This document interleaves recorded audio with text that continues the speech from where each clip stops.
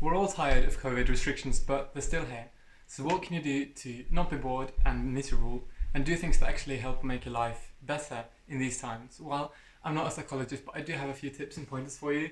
And first of all, I'd just like to say that many of these can be useful all the time, but especially now.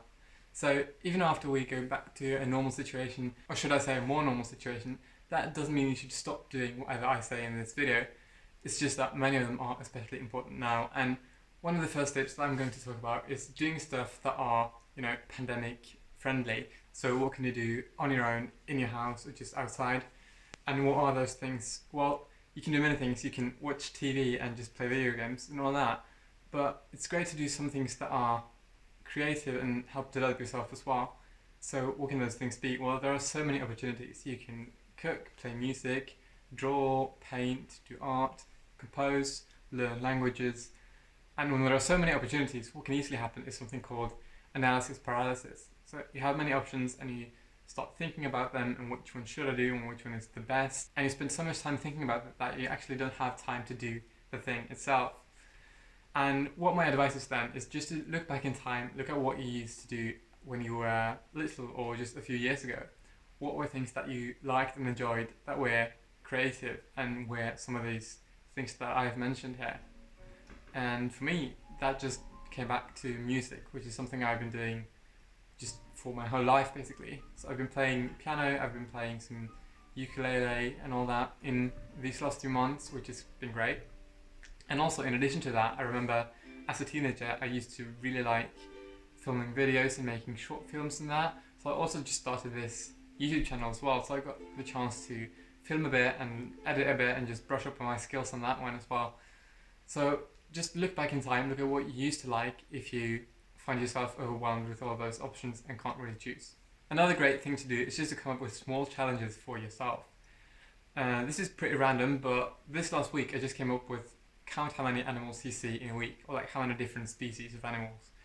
And although it's a pretty tiny list of just, pets and various birds, since I live in a city, it's still something that I think gets you to be more aware when you're outside.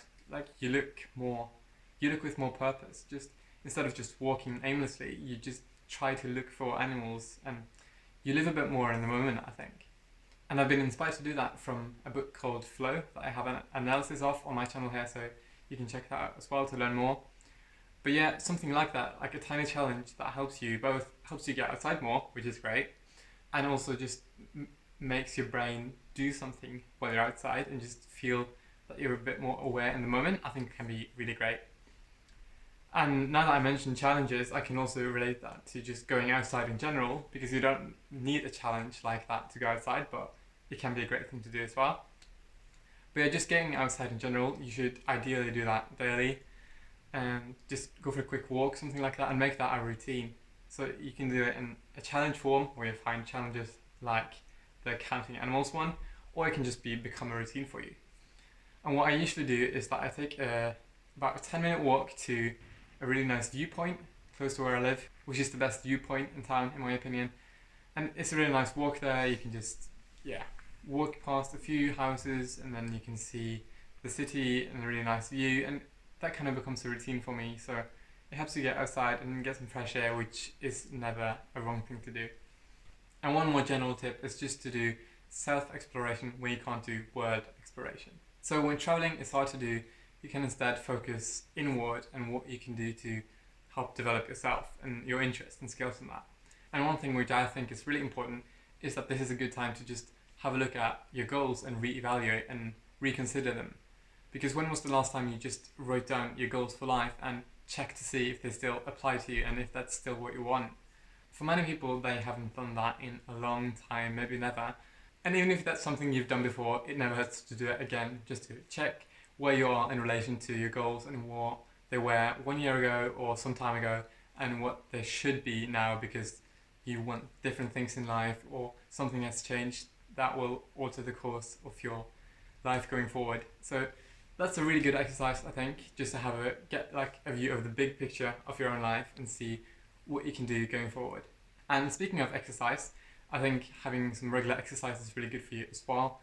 I don't know if gyms are closed or open where you live, but just a few quick push-ups and sit-ups or other types of exercise in your own room, or just going for a run outside, maybe that can really help energize you as well. Just as going for a walk outside does, it helps you get a bit of an energy boost and a bit of confidence, and really helps you achieve more throughout the day. So I think all of these tips combined in here will not fix all of your problems. And I know this time has been a really hard one for many people. I've been lucky and I've been doing alright, but for many of you it's been really difficult. And I'm not saying that following these tips from this video will fix your entire life, but what I am saying is I think doing this can really help a tiny bit at least. So just doing these things to help make your everyday life a bit better is definitely worth it for most of you, if not all of you. And if there are any things that I didn't mention in this video, then just write them in a comment. They can help inspire me and they can help inspire others who watch this video to improve their lives a tiny little bit. So I hope you found these tips useful. Thank you for watching. That's it for this video.